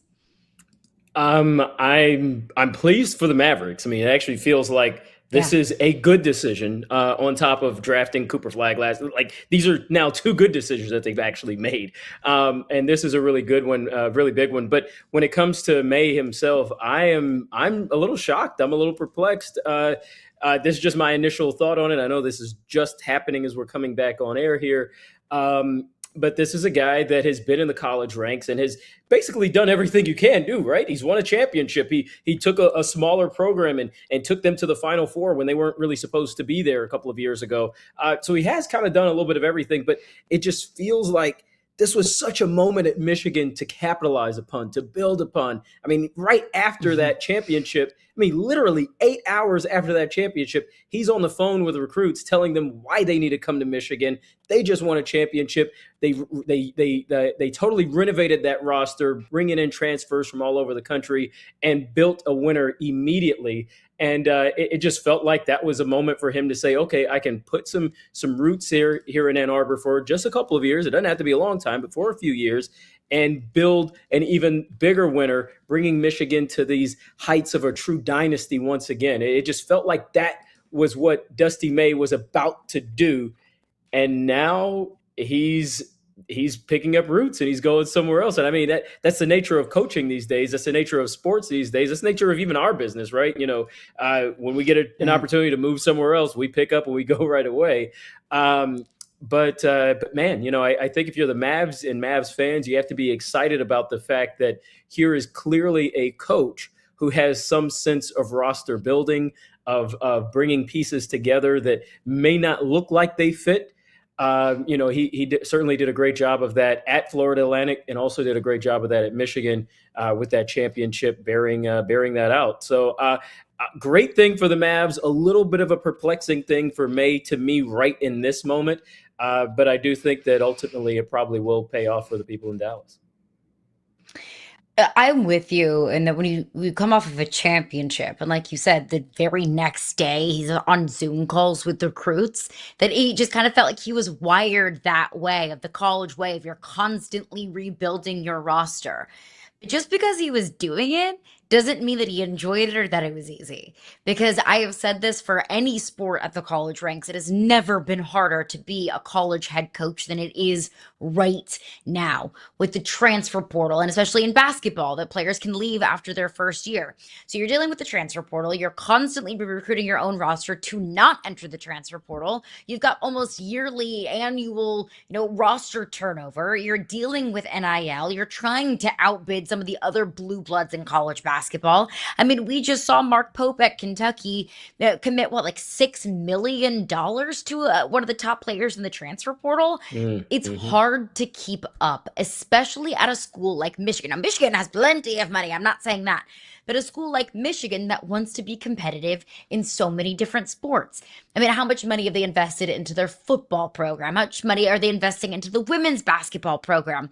That Michigan holds their entire athletic department in high regard. It's a little bit more difficult to compete, with rev share and NIL with some of the Kentuckys of the world that if they're only good at men's basketball for the next 10 years, I don't think that they have any sort of problem with that. With the Dukes of the world, with the North Carolinas of the world that are trying to get back to the top of the college basketball ranks. So it is a 365 day a year, 24-hour a day operation. Now, being an NBA coach, it's not easy by any means, but it's just different than being a college head coach. So I'm sure that Dusty May was looking around and saying, look, I'm not going to leave Michigan for just any other job, but he's leaving for a job that had the #1 overall pick, the rookie of the year and Cooper Flag. And he's probably looking around and thinking, I can work with this. Like, I can get the Dallas Mavericks back to an NBA finals. I can do it with this team, and I can do it with this alliance with Masai Ujiri. But I think maybe the red flag that might be waving for Mavericks fans is the lack of success that we have seen the college to NBA pipeline have, right? We saw it with Billy Donovan, won back-to-back national championships at Florida. The court at Florida is named after Billy Donovan. And I think we all hold Billy Donovan in very high regard, but he didn't have a lot of success in Chicago. You can blame that on Chicago itself. You can blame that on the lack of talent that those rosters had. But the fact remains he didn't have a lot of success in Chicago. Rick Pitino didn't have a whole lot of success going from college to the NBA. John Calipari, a long time ago, didn't have a lot of success going from college to the NBA. Now, Brad Stevens had success with the Boston Celtics, but he's now having more success in the front office. So that doesn't necessarily mean that Dusty May won't be successful, but we just don't have a long pipeline of the college to NBA, coaching trajectory be overly successable.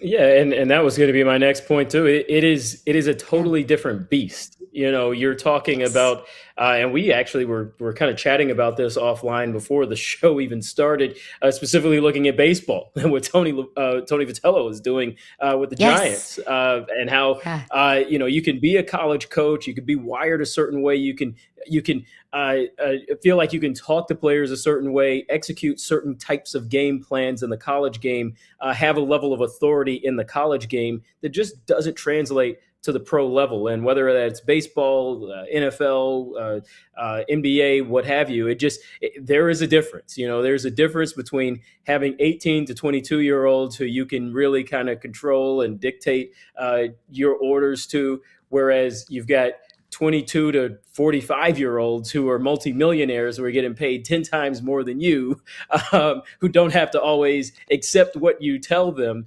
That becomes a little bit of a difference. And that's probably where some of the cases that you just outlined, where some of those coaches in the past who went from the college game to the pro game, where they ran into some trouble. So Dusty May certainly will have to keep some of that in mind. I'm sure he'll be talking with people like the likes of John Calipari and Rick Pitino, some of those coaching peers in the college game that he's been around. I'm sure he'll have those conversations in order to know, okay, what is it that I can and cannot get away with doing? Also, though, to that point, this is a young Mavs team that again is centered around now about to be a second-year player in Cooper Flag, who just barely came out of college himself.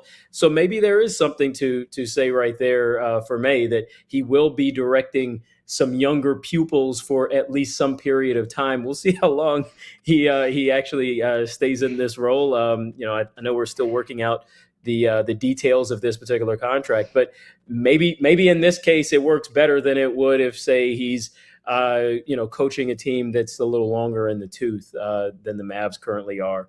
But either way, I still think it's a really exciting moment for Mavs fans. I think it is a sign that the decisions are being made better, that the direction is going in a much different way than the franchise had been going a couple of years before this.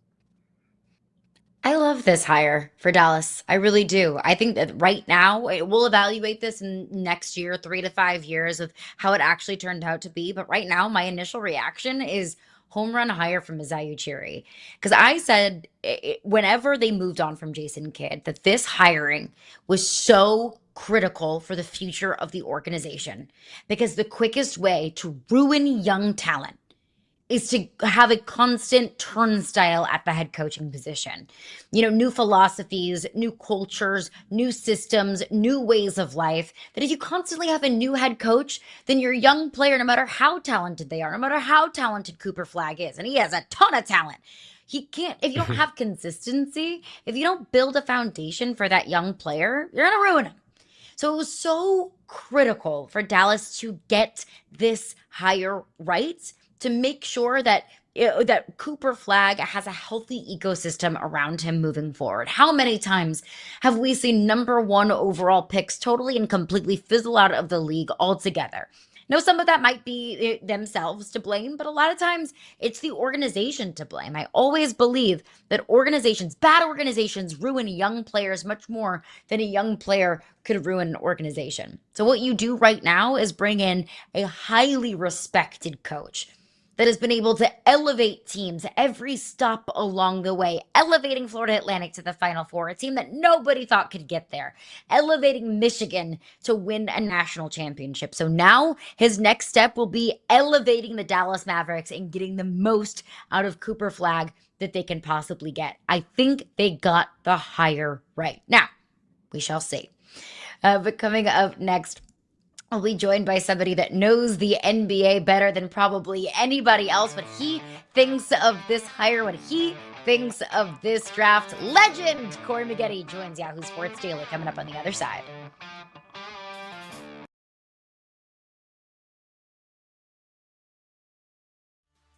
Do you have any advice that you could give to Christian Pulisic about how to handle this World Cup?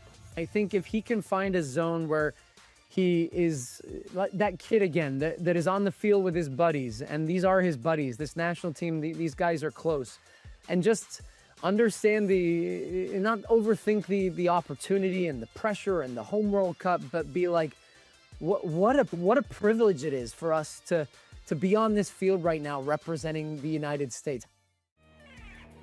He's gotta lock it in. Right here, under 8, down by 3. It's one of the best teams, if not the best team in the league. Fired, caught, open space in front. Karan Ashley still on his feet inside the 5, touchdown!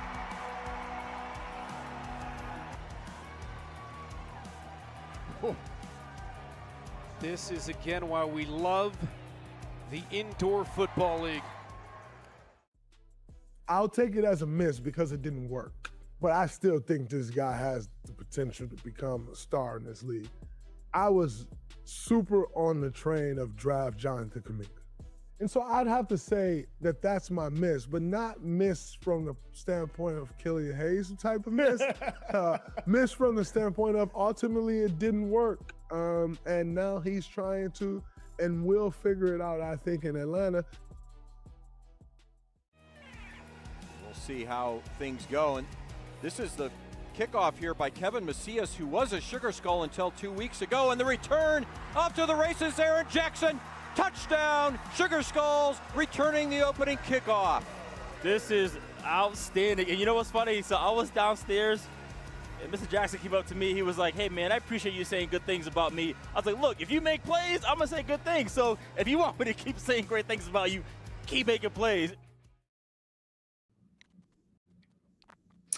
The Celtics and Heat have established themselves as the finalists to land Giannis Antetokounmpo in a trade that has a, quote, a good chance of happening within the next 24 hours. That is from Brian Windhorst at ESPN. As we welcome you back into Yahoo Sports Daily. Coley Harvey, Caroline Fenton hanging out with you.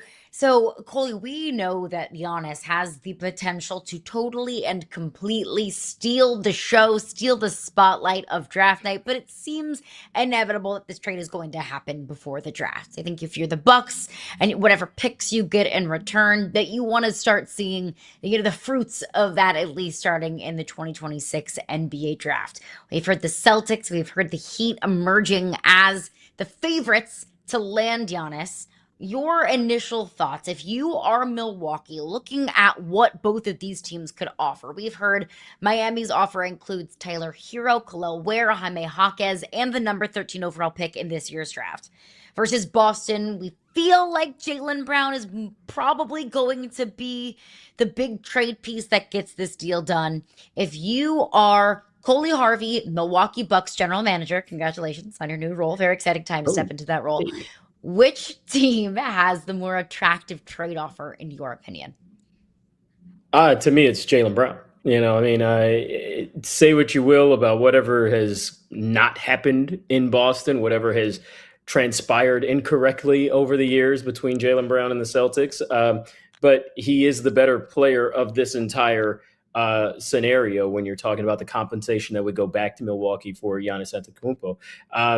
Tyler Hero, great shooter. The other pieces, just great other pieces.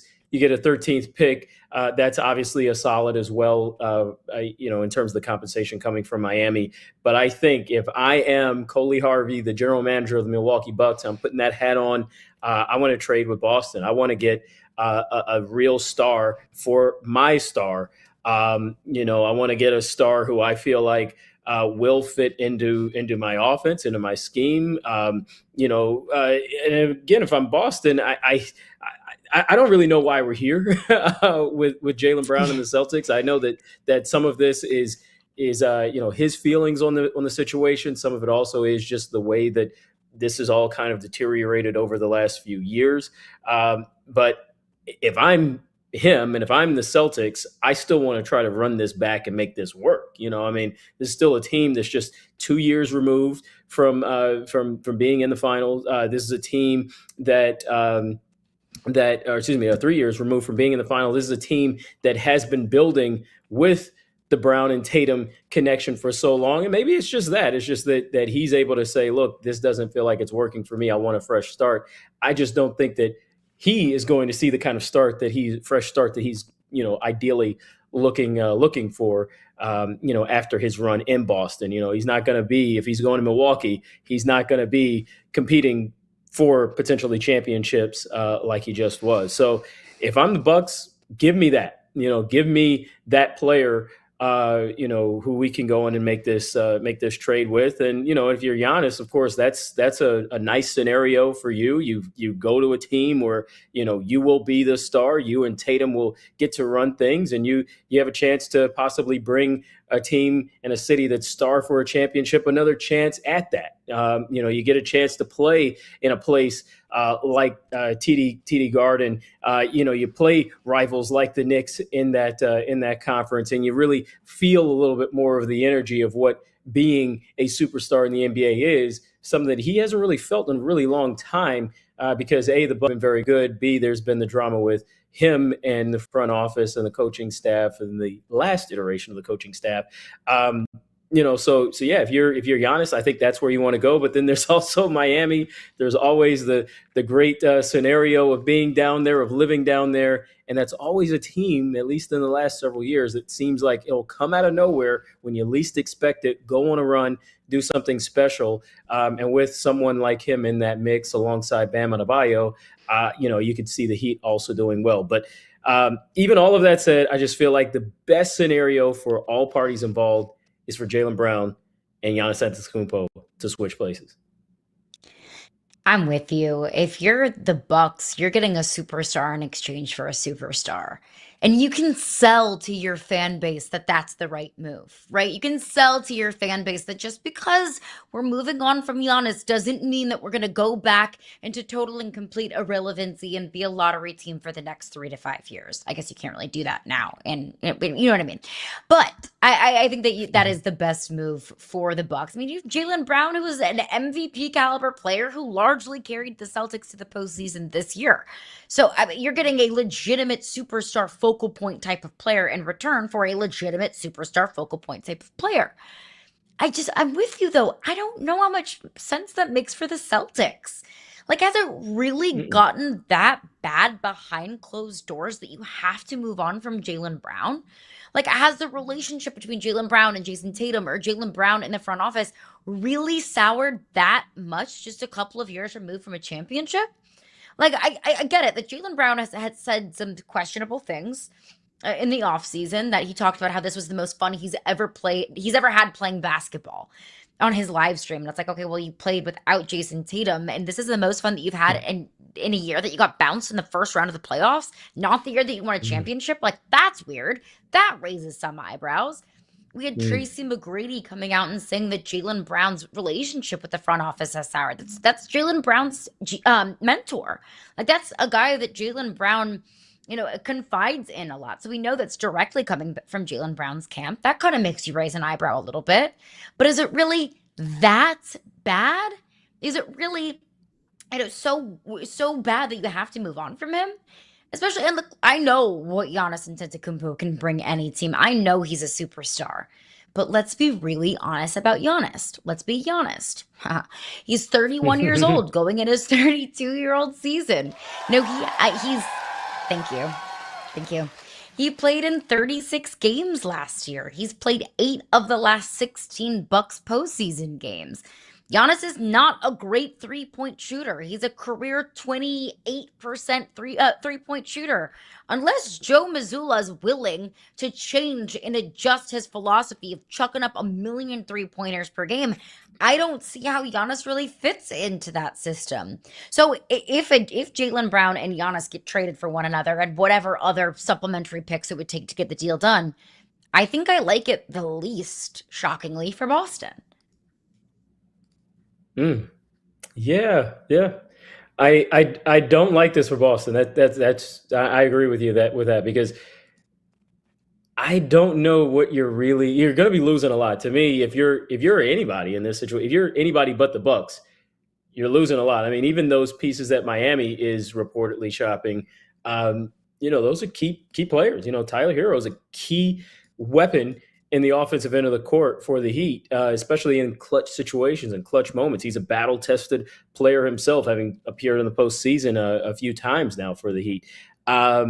I feel like those are losses, on those two sides, whereas the Heat or the Celtics, the gain is the team that ends up with Giannis Antetokounmpo, especially assuming that Giannis is healthy and will be back to a version of himself that we saw a few years ago.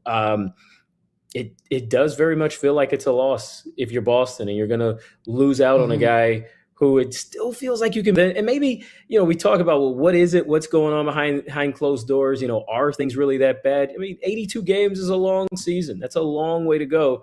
All these months grinding with the same people. And maybe for both sides, both Jaylen Brown and the Celtics front office, that patience has worn thin. Even if it is meaning, hey, let me make this sacrifice for the run at another championship.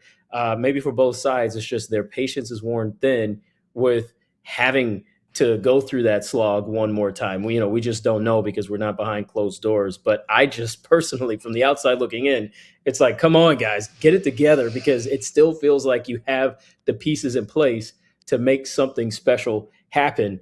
Of course, I think the greatest scenario for them is if they were able to bring in Giannis and not have to depart with Jaylen Brown. But, that just doesn't, we don't know what the package is that the Celtics would send, but that just doesn't look like that would be the case.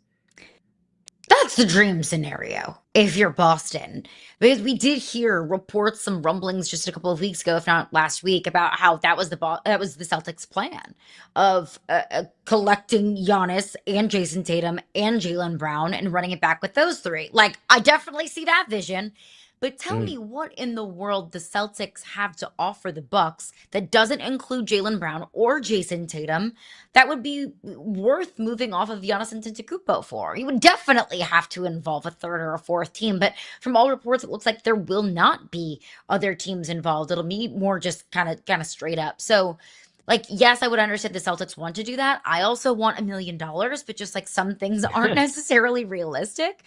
But if you want to keep looking at the Celtics side of things, Coley, do you think that the Celtics have it right, that everything that we've heard is that it would be Jaylen Brown Is that the right guy to trade? Jaylen Brown over Jason Tatum? Oh yeah. Just given the history of that relationship, both Jason Tatum and Jaylen Brown, their relationship, but also the relationship that both players have with the front office, right? This is Jason Tatum's team, hands down, and that is some of what probably has irked Jaylen Brown over the years, is that it hasn't fully felt like it was his team, even at times when he was the guy, like it was for all these months this past season when Tatum wasn't in the mix because he was rehabbing from that Achilles injury.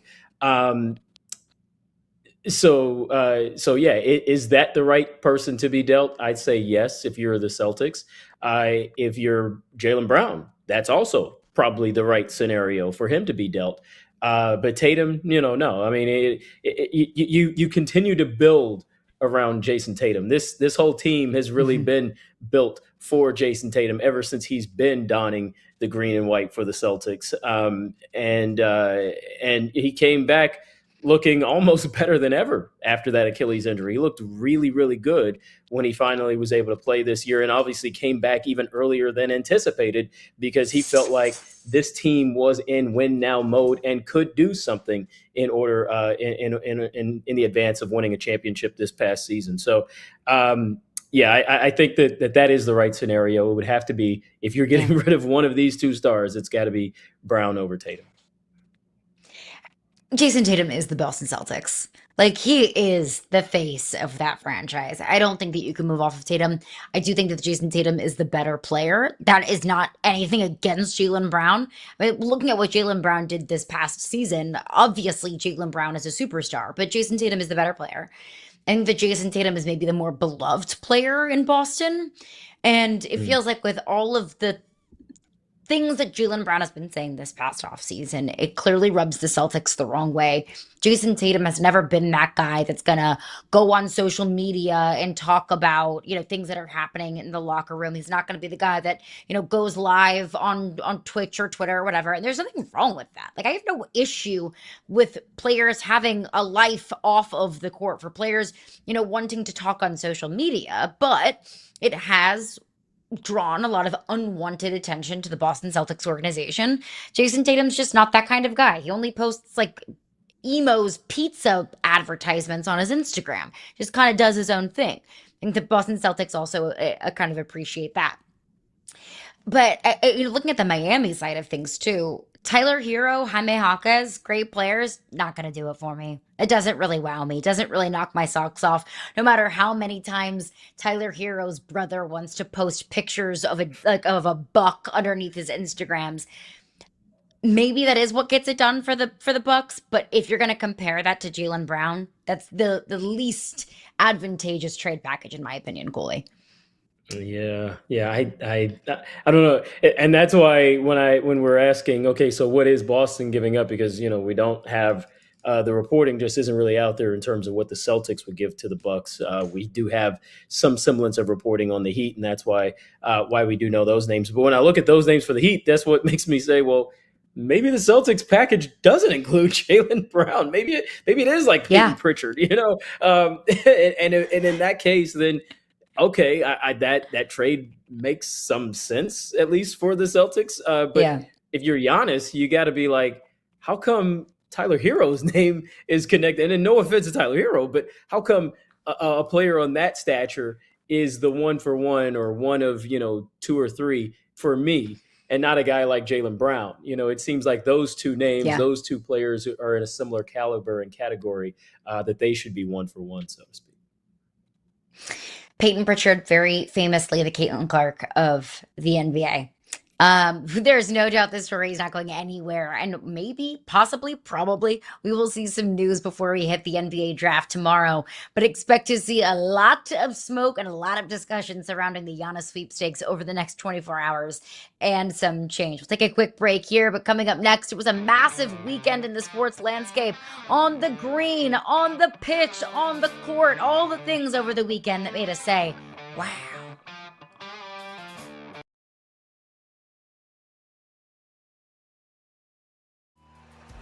Possibly for one of those RPO type plays where you put it in Tomas's gut. But you see the sticky coverage on the outside, trying not to allow for easy completions. From the 16, they send the blitz. He lofts it, corner of the end zone. What a catch against the wall. Quentin Randolph. Problem was, this is good coverage. You just got to continue to run. Right there, you see Page kind of give up on it. Mike Leach revolutionizes offense in the SEC with the air raid. Bob Stoops gets the Oklahoma job. He calls the guy whose offense drove him the craziest. He makes Mike Leach his offensive coordinator at Oklahoma. That works really well. Texas Tech hires Mike Leach. That changed high school football in the state of Texas. Meanwhile, you had players from Texas Tech going into the NFL saying, hey, here's what we did. He changed football at every level. 1:18 to play, third quarter, pumps once, Delora rolls. Delora calling out for his receivers, back across the field wide open, McKee inside the 10, Seneca McKee, angles for the end zone, touchdown, Nighthawks. But he keeps the play alive and just finds the backside. McKee with the great finish. Phenomenal job right there by Delora. I think Darius Acuff is by far the best point guard in this draft. I don't think it's a close second. And I think Acuff is different. Acuff can get a bucket. Acuff can pass the ball. And he has this confidence. He has this confidence it's not arrogant. It's not cocky. It's a surety in himself that you need to be successful at this level.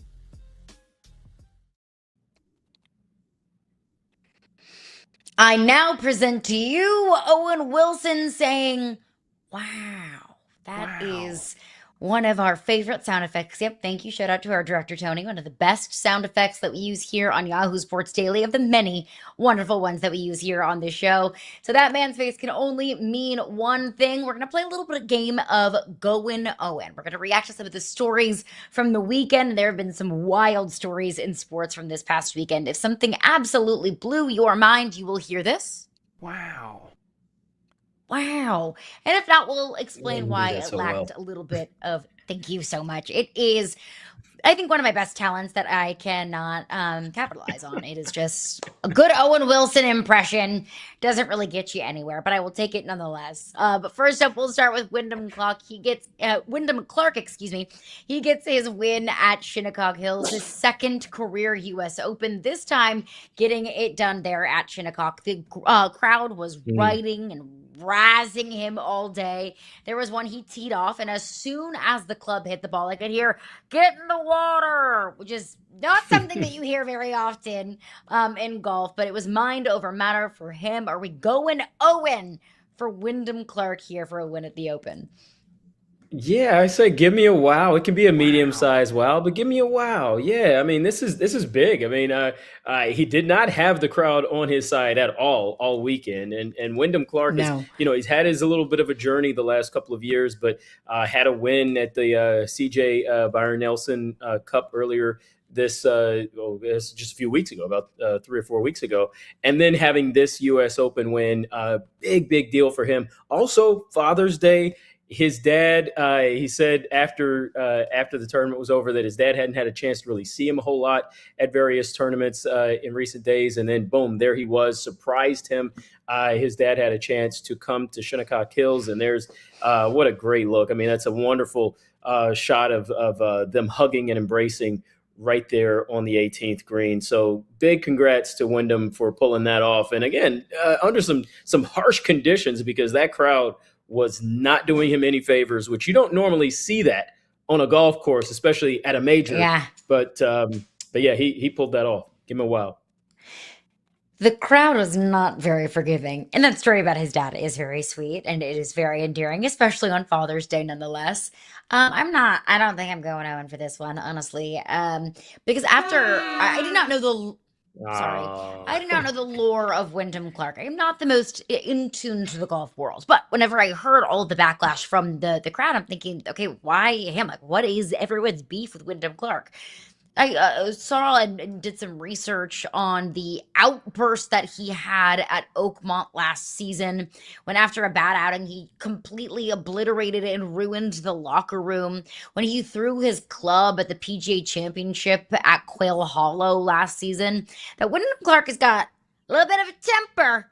And he hurts other people in the process. I mean, allegedly, I read about the locker rooms at Oakmont and how they are historic, how they are legendary, and he ruined them. So I'm not going Owen for anybody who wins anything after a big outlash like that. So sorry, Wyndham Clark, but just as the crowd's not forgiving, I am not going to be either. But from one major winner to another major winner, this one doubles as major news because Serena is back and is set to compete in singles at Wimbledon. We got the news last week that that her and Venus were going to be doing doubles at Wimbledon. So does this one, Serena doing singles, does that get an Owen from you, Coley? Oh man, I need a big wow. Wow. I need more. Wow. Give me another. Give me like three On more. a fourth one. Wow. There we go. I mean, no, this is a big deal. The fact that at her age, Serena Williams is coming back, proving that age is nothing but a number, proving that she still has it. Is anyone expecting her to win at Wimbledon in singles? Probably not. No, I mean, she's a wild card entry as a past winner. But her being on the grounds, her being in the field, that's a big deal. And, I'm certainly looking forward to seeing her compete. I'm glad that she's going to be back in the mix. I was just happy to see her in the mix as a doubles contender along with Venus, just to bring it back, to run it back, her and her sister. But this is going to be so awesome to witness. Good for Wimbledon too, because I think this injects a little added life into that event. That not that it was really needing it per se, but I think it just kind of adds a little more profile to Wimbledon, especially when you've got so much else going on in the world right now when it comes to sports. The World Cup being number one.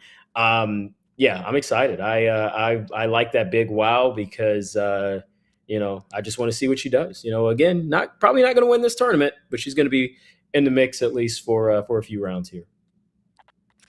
There aren't enough Owen Wilson wows in the world to accurately portray how much I'm going Owen for this. I mean, her first appearance 28 years ago, and now we get the privilege of seeing her again when it is so special. We talked to Taylor Twellman earlier in the show, and he talked about how we need to appreciate, just as sports fans, the fact that we're seeing Messi and Cristiano Ronaldo play at the same time. The two GOATs of the sport playing at the same time. Let's just enjoy that. I feel the same way about Serena Williams. Anytime we get the opportunity to see the greatest of all time go out and play their sport again, show off the longevity and show off their passion for this sport, give it to me. So absolutely wow. And I am also going Owen for the fact that UNC defeated Oklahoma in Game 2 of the Men's College World Series on Sunday.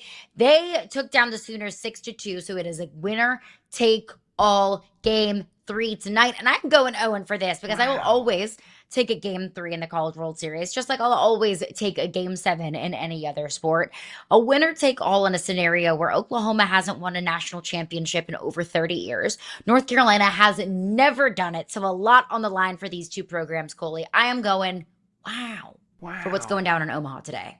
Wow, Maha, if you will. I mean, wow, Maha. There you go. We're on the same page of everything. I got a wow here as well because, there's nothing like a Game 3 of the CWS. I have had the good fortune to be in Omaha for the College World Series 2 times in my life. In 2010, I was actually a fan watching the very last game played in the championship at Rosenblatt Stadium. That was UCLA and South Carolina. Garrett Cole was pitching for UCLA at the time, and South Carolina ends up winning its first championship. Unreal one run game that went to extra innings, and then the next year I covered the CWS first year at TD Ameritrade Park. Actually, I think it's called something else now, but yeah, unreal experience. South Carolina winning again in that one, another Game 3. Sign me up for this. I can't wait to see this tonight. There is no doubt that Omaha is just special and has a different feeling.